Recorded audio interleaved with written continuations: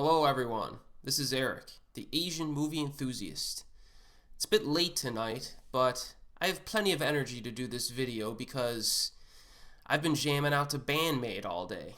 Now you've probably never heard of Bandmade before, have you? And actually I did not either until yesterday, and it was a wonderful day. So I'm going to put a link in the description box below to one of their music videos.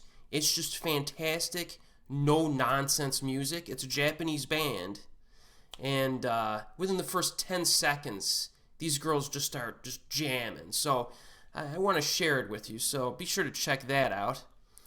And in any case, we're here to talk about Asian horror movies, aren't we? So that's what we're going to do now.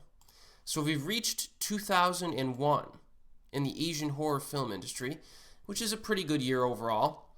I enjoyed over half of the films I've seen from this year, so that's pretty good.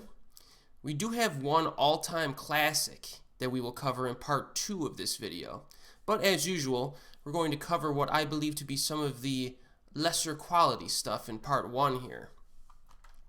But first, we have our honorable mentions, of course, for films that have some horror elements in them but aren't necessarily horror movies in my eyes.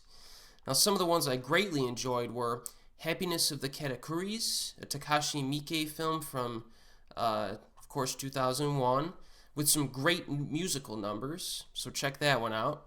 And Ichi the Killer, which is another Takashi Miike film that does not have musical numbers, but does have some nasty violence and some very interesting characters, actually. I think that movie's a little underrated. Well, maybe not underrated, but it's a little underappreciated for its character development. Then we have another fun one, Gore from Outer Space, which is a nutty Japanese comedy. And then we have a few dishonorable mentions for films that I disliked. There's Inugami, a Japanese drama that was quite dull, I thought. And unfortunately, Visitor Q, a highly acclaimed film from Takashi Miike, of course, that just simply did not work for me. Now, if you're interested in hearing my thoughts on all of these Miike films, don't worry, because I'm planning to do a review of every single title in this man's filmography that I do not cover in this Asian horror playlist. But that will probably have to wait until sometime next year, since we have a lot of Asian horror films yet to cover. So this is kind of my primary project right now, and then once I'm done with this one, or catch up with this one, then we'll move on to Miike. So let's get started going through some of these more uninspired, so to speak, Asian horror films from 2001. And as always, titles for all of the movies I discuss are listed in the description box below, along with a link to Bandmade. Now, the single worst Asian horror film from 2001 is a fairly easy one, I think. And our good friend Roger Swan would probably agree with me on this. And that is Blind Beast vs. Killer Dwarf, a Japanese thriller horror film. Now, in this one, a freaky blind man competes with a killer dwarf to dismember numerous people, while a detective and his friend try to solve the mystery of the murders. Now, although the premise here is quite creative, this movie is horrible. Awful stuff here. The production values are almost non-existent. The killers are annoying. The suspense sequences are abominable. And the gratuitous nudity is omnipresent, which I guess you could consider a positive in some sense, but there's so much of it, it kind of, there's a, what do they call it? Diminishing returns, yes. But there's also some outrageously stupid plot developments that we have to sit through, and they occur far too often. Now, the dwarf dude is unintentionally hilarious, not because he's a dwarf, but because of how he's depicted, and if you've seen the film, you probably would agree with me on this. Also, our good friend Shinya Tsukamoto has an acting role in this, but it's not his best work. I usually like seeing him act, because he's typically a director, but he's given some good performances in his career, but this really isn't one of them. So even if you're a fan of Tsukamoto and you feel like watching this film because he's in it, you might regret that when it's all said and done. Now, this was directed by Teruo Ishii, but I strongly suggest that if you want to get into this director's filmography, go check out The Horrors of Malformed Men, which I've recommended a handful of times. That was made way back in 1969. Or The Joys of Torture from 1968. Or better yet, you can watch Yasuzu Masumura's film Blind Beast from 1969, which has a similar premise, a vaguely similar premise to Blind Beast versus Killer Dwarf. But I think that's due mostly to the fact that both films are based on Edogawa Rampo's literary works. But Blind Beast is a far better film on every level, and is a must-see for any fan of Japanese cinema. On the other hand, there is really no reason to watch Blind Beast vs. Killer Dwarf, so you could skip this one. Next here is Eko Eko Azarak 4, Awakening, a Japanese horror drama. Now, Misa the Witch returns, but is unfortunately suspected of murder. Now, one thing you need to understand about this film right off the bat is that the first 3 Eko Eko Azarak films had a consistent cinematic aesthetic that was in place, regardless of whether or not you enjoyed them. They felt like theatrical films, which is not something I can say about the subsequent installments to this franchise. Now, I have not been able to confirm whether or not some of these later films were direct-to-video, but they certainly feel like it, and that's true in Eko Eko Azarak 4. This film is very lethargic and dull, with very little energy and some really bad acting. In the previous films, the lead character has always been fairly weak in her abilities, which is kind of one of my gripes with some of them, but here she proves to be very annoying as well, and ultimately unwatchable as a character. It's pretty bad stuff. The script, for some reason, goes all out in bashing the media. It's like one of its themes is bashing media, which could be interesting, but it's poorly written, repetitive, and ham-fisted. Not very interesting. Maybe I'm being a little unreasonable for expecting a film about schoolgirls using magic, or expecting a film with schoolgirls using magic, because we get none of that here. Very little witchcraft, and that's severely disappointing. I'm fairly good at judging a film by what it is instead of what I want it to be, but even in this case, this movie is bad even at its own game. Stick to the original trilogy, I think, and I didn't even really like the second one too much, but, stick to those 3 if you want to check some of these out. I don't think you're missing anything by skipping Eko Eko Azarak 4, so that's my warning to you. Big drop down in the franchise, beginning with this installment. Next is another sequel, Troublesome Night 9, a Hong Kong horror comedy. Now, like some of the previous installments here, this film concerns only one story. Because remember, some of the earlier installments of this franchise were anthologies. This one is one story, and it's a stupid one. Now, a compulsive gambler meets a casino worker who tries to help her with a ghost problem. Sounds decent, right? But wait. This gambler goes to a fortune teller who tells her to tend to the graves of her parents. So she goes to the graveyard and trims the grass and weeds around the tombstones. Well, that's nice. But then she just starts chucking the debris all over the other nearby graves. So obviously, the other spirits get really mad at her, and supernatural trouble ensues. So this film has a lot of boring filler, which is, something that we've talked about in some of the recent Troublesome Night films. The humor is quintessential low-grade crap. I don't think there was one funny moment in this movie, legitimately funny moment. And the scare tactics are incompetent. Also, we have to put up with Simon Liu again, who, the guy who I mentioned before basically replaced Louis Koo in the last installment, I believe, so... Do I have to say anything more at this point? Go watch Troublesome Night 3 or 6 instead. Skip this one. Next, Nightmares in Precinct 7, a Hong Kong horror film. So after getting shot in the head, a cop begins seeing ghosts. Well, it could have been a lot worse, right? Not exactly an original premise here, but this cop eventually goes back to work, and he's assigned to track down a serial killer who targets nurses. So, sounds like an interesting amalgamation between kind of a ghost film and a thriller, but unfortunately all of this stuff has really been seen before in other films. Nightmares in Precinct 7 is particularly poor, though, in terms of its execution. Every single horror element in this film is badly done. I mean, to the point of just where you're sitting there and you just start rolling your eyes. You know what I mean? From what I remember, our protagonist actually befriends a ghost along the way, and that aspect of the film doesn't work too well.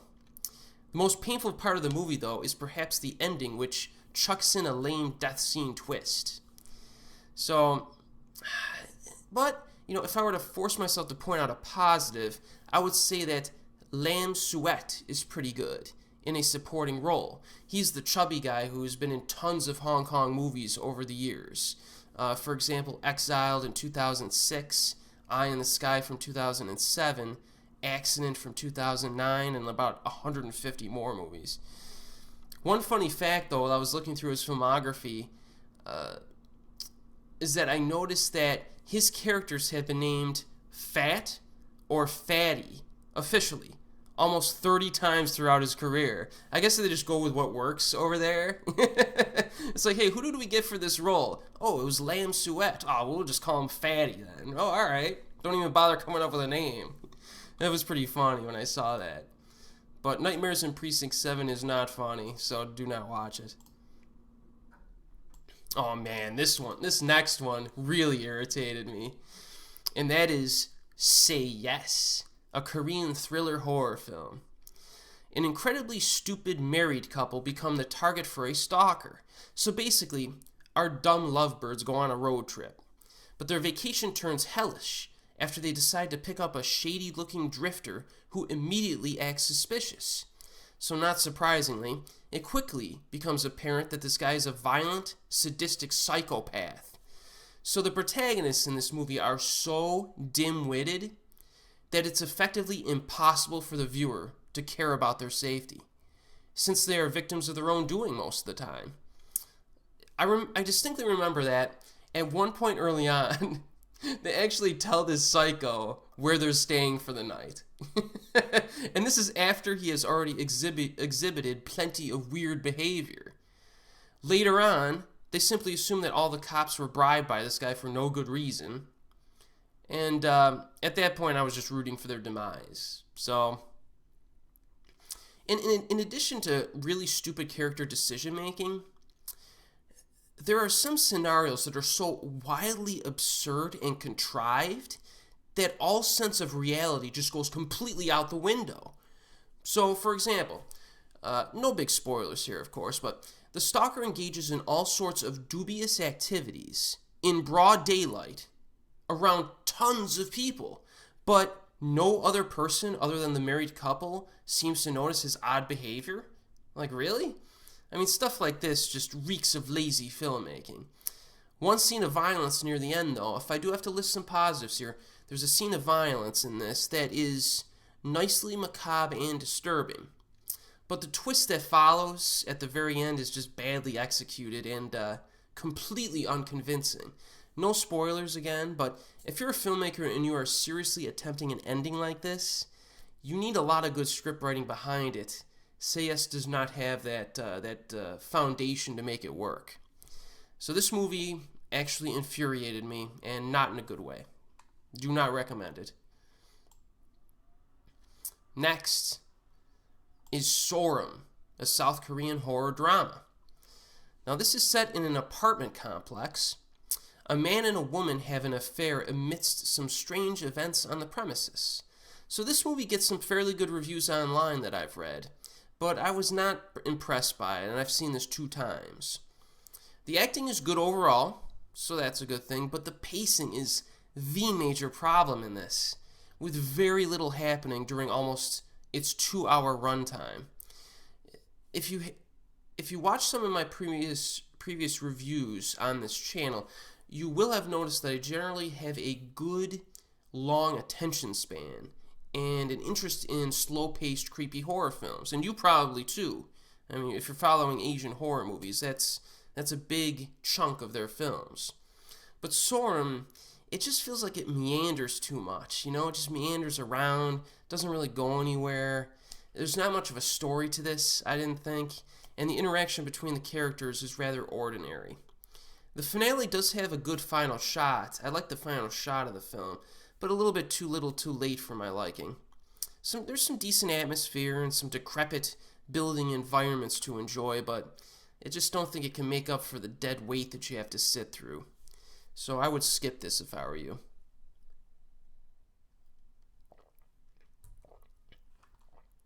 Next, we have Visible Secret, a Hong Kong horror comedy.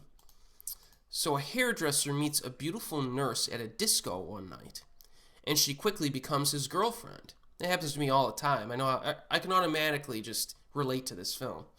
So she claims to have a spiritual third eye which allows her to see ghosts. As they become closer and closer to each other, the man begins to see the spirits themselves, and that freaks him out. That happens to me a lot as well, so I can relate.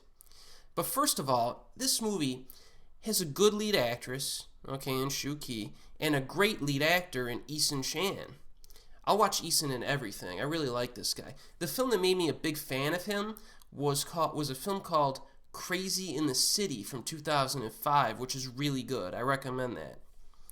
Visible Secret, though, on the other hand, it's a very sloppily written ghost mystery film that's marred by dull as dirt pacing.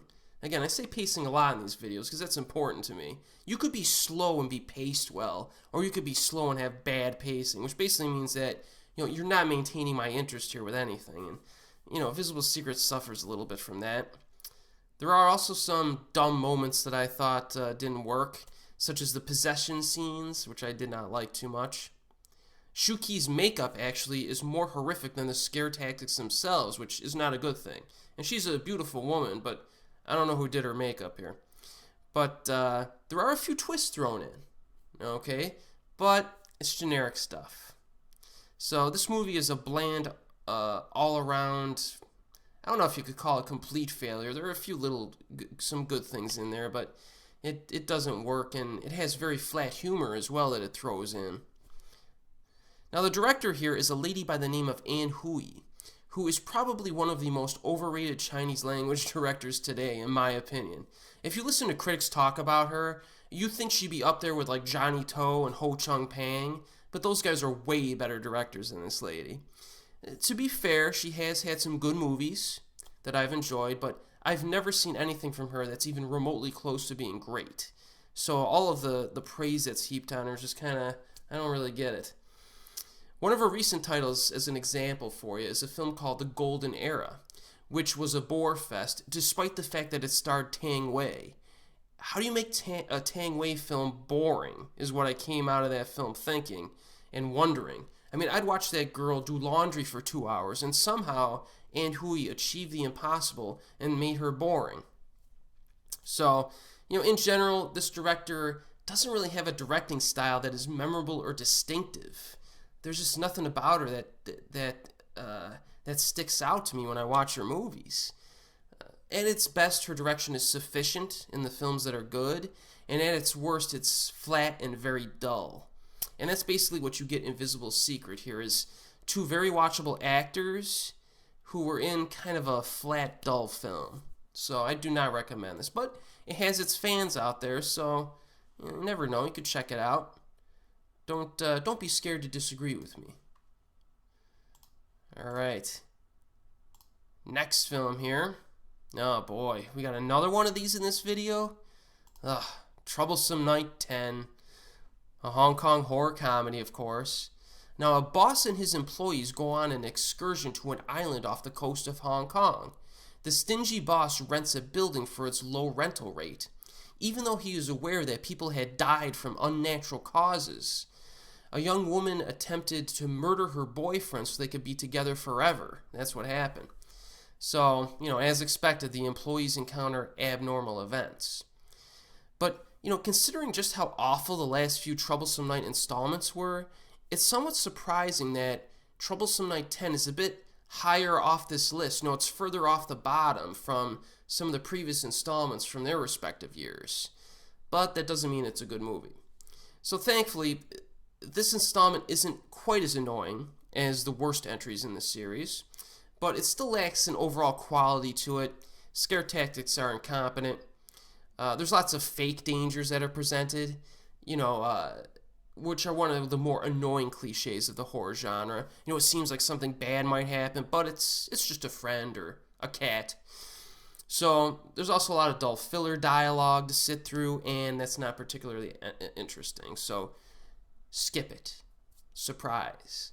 So that's the last Troublesome Night film that we are going to cover in this Asian horror playlist, unless I submit to my masochistic tendencies and watch part 11 for some reason in the future, but I have no plans on doing that. Definitely a hit or miss franchise, but there were a few good installments to enjoy, so, you know, I would definitely say watch those first and then work your way from there. You know which installments those are by now. Now next, we have a particularly disappointing film. I remember when I first saw this one years ago, I was pretty stoked for this one, but it didn't really come through. And that is Kakashi, also known as Scarecrow, Japanese horror film.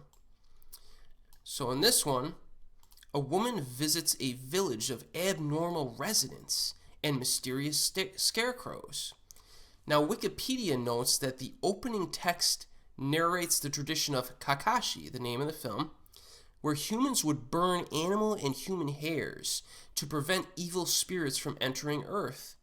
They eventually began to burn human effigies made of straws, as it also attracted the spirits of the dead so they could interact with them. Little did they know that it may bring consequences far greater than they thought, of course. Now, this movie by Norio Surata, a fairly reliable director, as we've seen in prior videos of mine, is pretty good in the first half. Kakashi, you know, it starts off pretty good. The filmmaker showed great patience in building a slow-burning pace with lots of silence, which I appreciate. I think it works here. Unfortunately, though, it just gradually just kind of loses steam and just fizzles out. It never really culminates in anything memorable. The entire second half of this film actually it just feels like kind of a really long anticlimax. Add to this the failed potential of capturing the autumn season, which this film really doesn't do all that well. And it's you know, when you see the overall setting, you're like, ooh, we could get some really cool autumn settings here, and it doesn't really happen. That's a disappointment for sure. I mean, even when I mentioned Versus in one of my previous videos, you know, that film even had a nice autumn atmosphere to it at times, which was nice. So you would think that Kakashi could do that, but no. So before watching this movie, as I said, I was fairly stoked to see it. You know, it's a creepy Japanese Scarecrow movie. I mean, you see what they could do with ghosts sometimes. Maybe they can make this Scarecrow thing work, but I came away wanting more from this film, so I can't recommend it. But again, though, this one has some fans.